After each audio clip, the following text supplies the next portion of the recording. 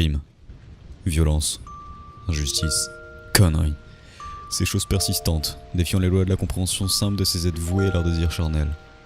Renfermés, refoulés, telles sont la tournure des émotions d'un homme éclairé sur ce monde, sorti de l'ombre pour mieux la contempler. Les pas lourds d'une personne seule sur les pavés de l'histoire, visant la vérité au prix de son humanité. Bref, je suis cet homme, un détective privé répondant au nom de Duncan.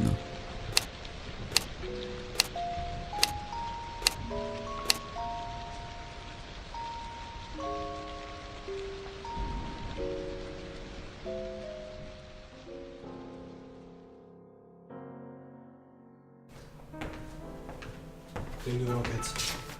Ça se présente comment? Plutôt bien. On a quoi? Pouvoir psychique, kidnapping, délire en tout genre. Et aussi une cassette anonyme. C'est vintage. Anonyme, tu disais? Ah, aucune info dessus, elle était avec le dossier. Un informateur nous le fait parvenir. Je m'en occuperai plus tard. Alors cette affaire? Plutôt bon. Faites-moi un résumé. Je sais pas que ça va faire. Bon, ok.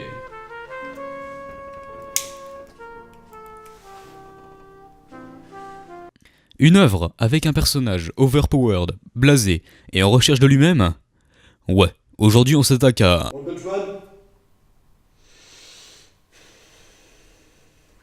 On s'attaque à Mob Psycho 100.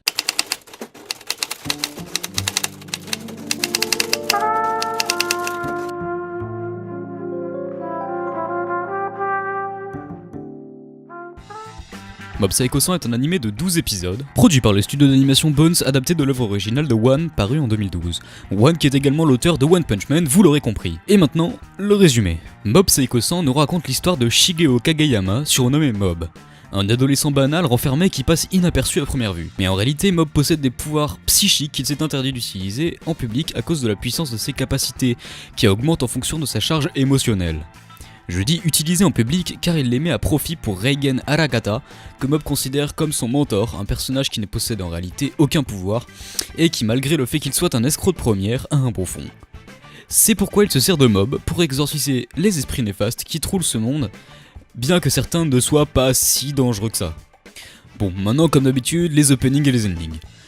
L'opening se nomme 99 et a été réalisé par Mob Choir. J'aime énormément l'opening sur un style rock électro et l'English fait un peu moins grincer les dents que d'habitude.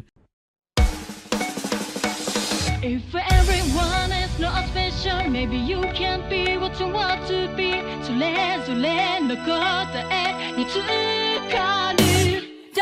One, two, three, four, five, six, seven, eight, nine, 10, 11, 12, 13. L'ending c'est Refrain Boy de Olof et on est comme sur l'opening sur un style rock électro.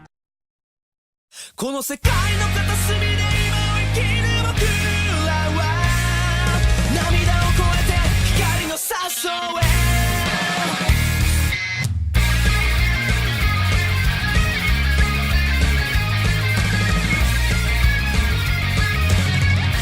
Alors, premièrement, une chose que j'ai remarqué, c'est le fait que le style graphique de l'anime colle parfaitement au webcomic de One, que l'on retrouvait déjà dans One Punch Man, mais que je trouve plus libéré dans Mob Psycho 100. La réalisation s'est fait plaisir, les effets de lumière et les couleurs sont juste fantastiques, et les animations sont aux petits oignons.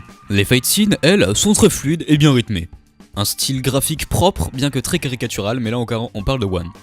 Bien, maintenant que ça c'est fait, entrons un peu plus dans l'anime.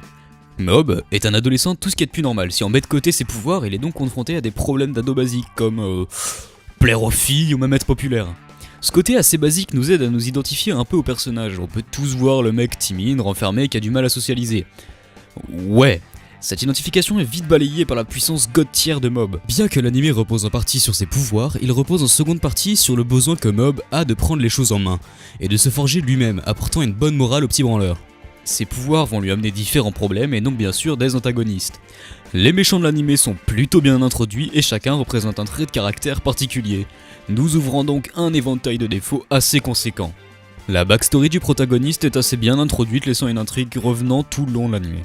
Au final, la base scénaristique de l'anime est assez simple mais nous apporte quand même suspense, rebondissement et qualité. Mon avis global sur l'anime est assez simple. Le studio d'animation s'est lâché et ça donne un travail de fou. On se retrouve avec des animations géniales, un travail de couleurs fantastique, les musiques sont géniales également et le style colle avec le graphisme de l'œuvre. L'anime a tout pour lui et un grand futur l'attend, du moins je l'espère. Et si l'horreur avait une note, ce serait sûrement 17.